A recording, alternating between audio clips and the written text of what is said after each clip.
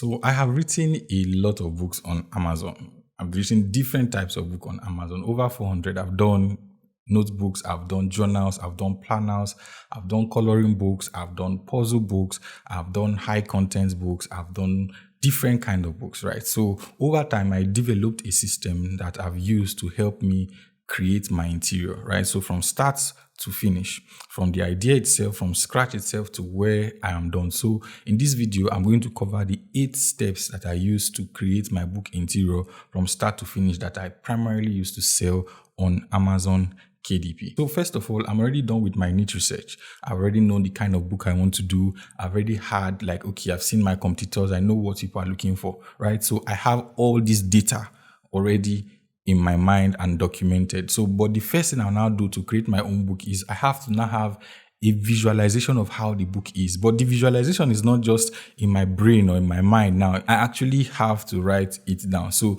I like writing a lot. I write every single day. So it's just easy for me to just pick a piece of paper and a pen and just draw and, okay, this is how my chapter 1 is supposed to look like. This is how my chapter 2 is supposed to look like. Or this is how the book, how many pages, everything. I just make sure that I have a mental picture of it, obviously written down. So after I'm done with that, the next thing I now want to do is to outline what I want to do, right? So the outlining of what I want to do now tells me that, okay, in chapter 1, this is how many pages I want to write, or this is how many illustrations I want to have, or this is the kind of images I want to create, or whatever I want to do, depending on the book that I'm actually doing. So I know what I want to do in my chapter 1, I outline it. Chapter 2, I outline it. Some books don't necessarily need chapters. So if you are doing, let's say, puzzle books or you are doing coloring books, they don't need chapters. Some coloring books, there's a way you can segment it to different sections. So depending on exactly what you are doing. But the outlining is very important. The reason why I do the outlining is so that I know exactly what I'm going to do, right? I don't just go in my head and say, I want to just create a book. No.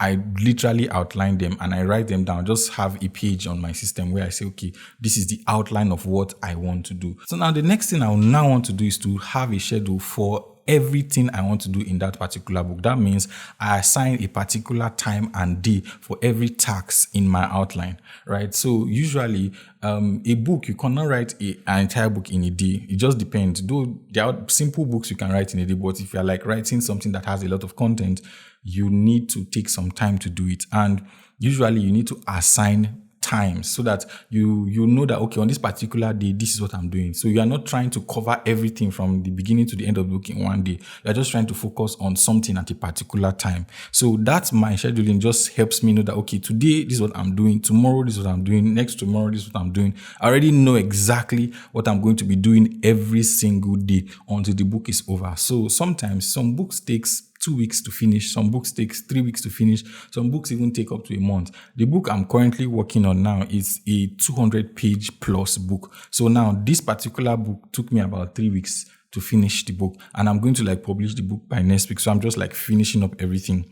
So that's 2 weeks or 3 weeks it took me to make the book. Every single day I had something I was going to add to the book. Every single day there was something I was going to do. So that is why that scheduling is very important for me, right? So the next step after scheduling is actually now following through. So that means doing the work itself. So every day, you know that this is what I want to do, and I just focus on doing it until I get it done. When I get it done, I'll be like, okay, I'm done for the day.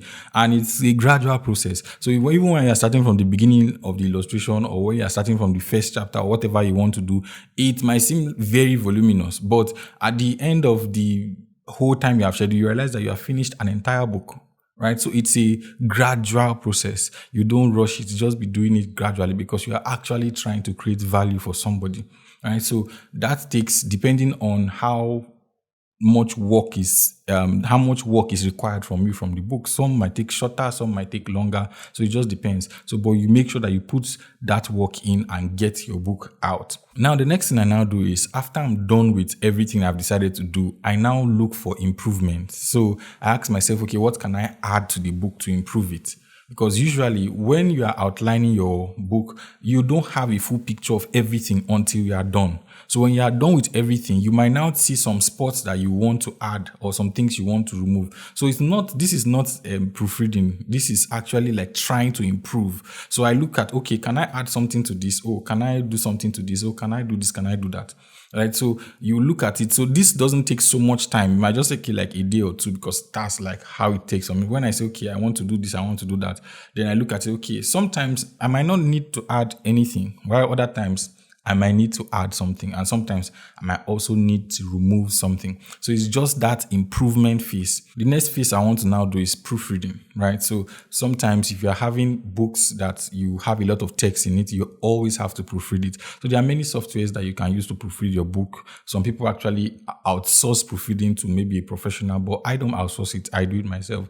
I proofread, make sure that, okay, they don't have grammatical errors, spelling errors, and whatsoever. Just make sure that the book is actually good, so that even when you upload it on Amazon, when people get to read it or they get to use it, they don't complain about certain things, right? So that is something I do. So I take my time to do that. Then after that, the next thing I now do is actually to now format the book properly, right? So I like formatting my book a lot. So I make sure that the book is readable. So there are some things about formatting that some people just overlook, right? So usually, even when you are switching pages, the way the left page is and the way the right page is not supposed to be the same. There's supposed to be some, difference in terms of margin and other things. There's a lot of videos on formatting you can obviously go and watch, so that you can actually know how to format, even how your text is going to be, the decentralization, everything, how you want to do it. So I take my time to do that. If that is if the book I'm making is text heavy, but if it's not a text heavy book, then the formatting is not so much. Maybe the book is more about illustrations or whatever,